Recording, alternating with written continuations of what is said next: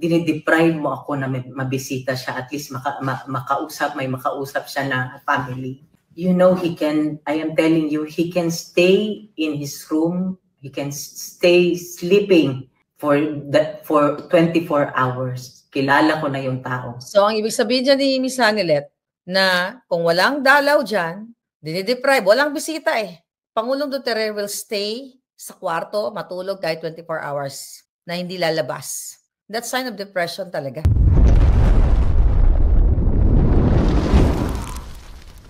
Siguro naman kahit papaano, lahat tayo medyo nakaranas tayo ng low moments sa buhay natin na ayaw natin bumangon, gusto natin nakahiga because we have problems or something.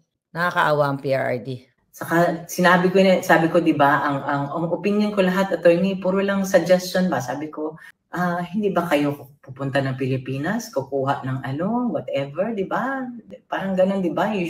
At least you should get more information about the man. How can you ito pa ang question. Parang tinatanong niya, sabi niya, Attorney Kay Kaufman, na wala ba kayong sinasabi niya kay Kaufman na wala ba kayong planong kumuha ng, let's say, witness o whatever information para makatulong sa case ni PRRD para mas mapabilis or, I believe yun ang ibig niya sabihin. Question ko, how can you defend the man if you do not know the man? Yeah. He's 80 years old and then marami na siyang, alam mo na, marami na siyang hindi ma-remember, hindi ma-recall, malalo na nung nagpresidente siya. Nakakalungkot. I think, dahil nga for April, May, June, July. For 4 months, magpa 5 months na, sa August 11, si Pangulong Duterte. At 80 years old, nang sinabi ni Hanilet na meron na siyang mga hindi maka-remember. Ako nga bata, mas bata ako, meron akong mga bagay na hindi ko naalala. Pero I think yung sinasabi niya diyan, talagang may impact kay Pangulong Duterte. Of course, may impact talaga yung nangyari sa kanya. At ngayon, dineprive pa ni Kaufman ang visitation rights ng common law wife ni PRRD. You listeners, you decide. I'm just presenting you the facts. It's up to you kung paano nyo i-handle to. Mga ganun. So, yun lang ang ko. Ilang taon ba ang meron o ilang araw, ilang buwan ba meron? Do you think you can say it? Only God knows. Ang ibig sabihin niya dyan, na may edad na si Pangulong Duterte, ilang buhay, ilang taon pa ba o ilang buwan, ilang araw, ilang linggo ang itatagal niya. We're running out of time. Ito yung kaya nga siya naghahanap ng other remedy o iba pang mga remedyo, ibang avenue, baka nga mapadali ang pag-release kay Pangulong Duterte. Kasi aasahan natin si Kaufman, sabi ko nga, hindi ako nagpaka-negative or pessimistic here. Ilang na lang, 2 buwan na lang, this September. Diba? Ang sabi ni Kaufman nung nakaraan, parang mayroon siyang premature judgment or statement na parang wala bang mag-o-object o parang sigurado siya na mapapalaya ang Pangulong Duterte or ma-release from that interim release na yan. Diba? I-comment nyo dyan kung ano exactly yung sinabi. Pero now, ano nangyayari? Delaying tactics. Diba? My God. Only God knows. Kaya kami nag-e-effort kami dito na mabisita siya, mapuntahan siya, na at least may isang family member. Kaya ako, miski na ayaw niya na ako pabisitahin, nandito pa rin ako kasi. Ang ibig sabihin na kasi ayaw niya akong pabisitahin, si Kaufman. Not PRRD, baka i-twist nila. Baka i-twist ng mga alpotera. Balikan natin kasi magaling mag-twist yung mga puki ng inang yan Bisita siya, mapuntahan siya, na at least may isang family member. Kaya ako, miski na ayaw niya na ako pabisitahin, nandito pa rin ako kasi in case of emergency, ako ang pinakamalapit. Imagine in case of emergency, ang taga-Pilipinas, they will it will take them like more than 24 hours.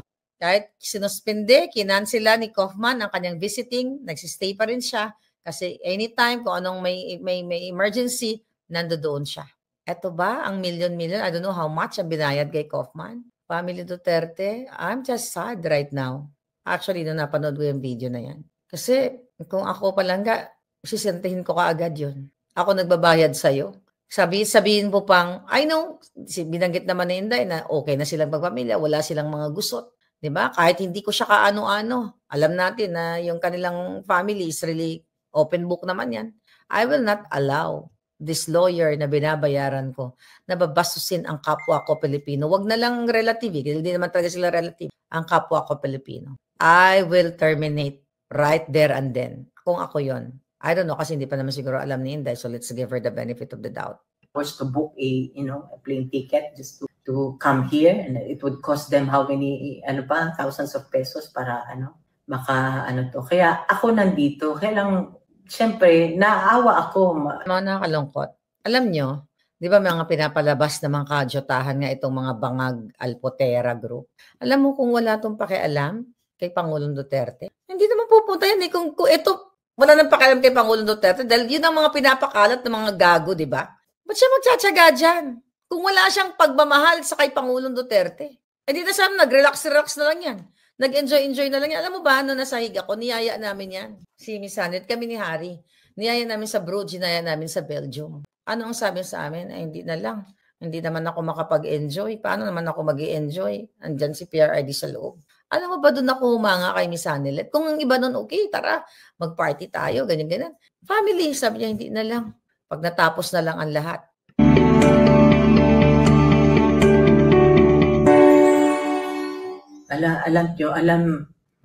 Alam ni Mayor Baste kung ano na lang ang naiisip ko. Kahit ano na lang, sabi ko sa kanya, hindi pa natin nagawa lahat.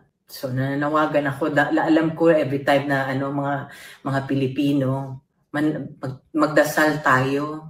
Samahan natin si VP Sara, sabi niya, miski siya na lang mag-isa. Totoo yung sinabi niya. Totoo ang sinabi niya, walang jurisdiction. Samahan natin siya. Nakikiusap po ako sa inyo. Kanina lang ito, galing daw kay yung isang kay Claudia doon sa isang lawyer na nag-visit. PRD sends the following message to Hanilet. My undying love for you and for all the things that you have done for me. Thank you. So napanood nyo yan. Kung gusto nyo po ng buo niyan, nandyan naman sa Facebook natin. Now, ano yung mga behind the scenes na sinasabi natin dito? Balikan natin. Walang karapatan si Kaufman na suspindihin o sinuspindi niya na nga, kinancel ang rights ni Hanilet. Dahil hindi po si Hanilet lang ang nahihirapan, kundi mismo ang Pangulong Duterte. Dahil ang pinag-uusapan ni Hanilet during the phone conversation, it's not about the case, dahil aminado naman siya na wala siyang alam sa mga technical pagdating sa case na yan. Ang pinag-uusapan nila ay yung mga ADLs, hindi politika, dahil hindi naman politikang tao si Hanilet. Pero bakit siya tinarget ni Kaufman? Diba? Bakit siya tinarget ni Kaufman? Yan ang inyong dapat pagdugtong-dugtongin. Sino? Ano ang motibo ni Kaufman? Ano yung agenda niya? Bakit niya tinarget si Hanilet at sinasabihan niya behind the scene na you are not part of the family or hindi ka naman kapamilya. Ang tinuturing niya lang kapamilya ay sila Inday Sara at ang mga siblings. Wala pong matinong abogado ang aakto o magsasalita ng ganyan. So meaning, putang ina talaga to si Kaufman.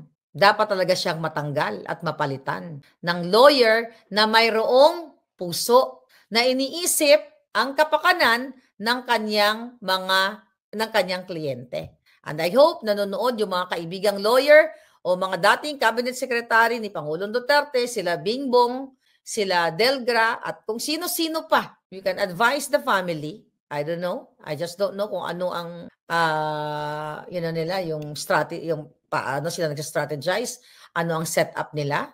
Kaya mga kababayan, alam natin ngayon na ang kalagayan ni Pangulong Duterte ay napaka-komplikado. Malungkot, komplikado, hindi natin alam. Lalo pang pinabigat ni Kaufman ang sitwasyon ni Pangulong Duterte. Palibasa kasi baka nahubaran kasi di ba hindi naman niya dinisclose dati na siya ay abogado ni Imelda Marcos o ng mga Marcos. Tandaan ninyo, ang nagpakidnap kay Pangulong Duterte ay Marcos Jr.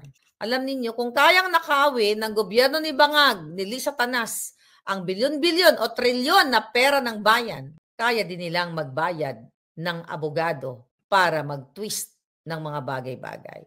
I'm not saying na si Kaufman ay binayaran nila, pero lahat ng kademonyohan ay kayang gawin ng mga Marcos. Pwede kasing, Magkano binayad sa'yo? $100,000? Tapatan ko yan. Gawin kong $1 million. Ito, bigyan mo lang ng burden ng family. Without Inday knowing, without the family Duterte's, knowledge, kawawa talaga ang sitwasyon ngayon ng ating Pangulo at ng kanyang pamilya. Imagine nyo, sasabihin ni Kaufman na hindi ka pamilya si Hanelet. Sinong author niyan? Di ba nung lumabas yan sa mga Alpotera? Na girlfriend, na single si PRRD? You connect the dots nga. Tapos inaway-away nila si Hanelet at saka si Kitty. So magtataka ngayon, saan nanggagaling yung mga information galing sa Alpotera? Bakit nila, noon pa, di ba nagtataka tayo, inilabas ko lang naman yung ginawa ng Alpotera. Tapos meron silang mga ang tawag dito, nag-simulcast sila na si Hanelet ay what? Hiwalay na, ganito, ganyan, at si Pangulong Duterte ay single just to justify the kaalpotan ng isa. So, i-connect lang natin yung dots and I hope mali tayo pero sa nakikita natin, yung pambabastos kay Hanelet ng Team Alpotera sa Pilipinas at sa Dahig ay concerted effort. Meaning, mga kababayan, ay talaga namang target itong si Hanelet at saka si Kitty. Ngayon, dun sa mga true-blooded Duterte supporters na naniniwala kay Pangulong Duterte at sumusuporta sa kanilang pamilya, they have complicated situation. Actually, hindi na sila complicated ang situation dahil nga nakita ko yun ang nasa higa ko na sweet si Kitty at saka si Inday at doon si Hanelet. Wala silang issue. Kahit naman sa interview ni Ms. Hanelet, kahit naman nung nakausap namin, wala silang issue yung mga pamilya. Ang nag-i-issue lang yung mga saling pusa o mga saling bangag.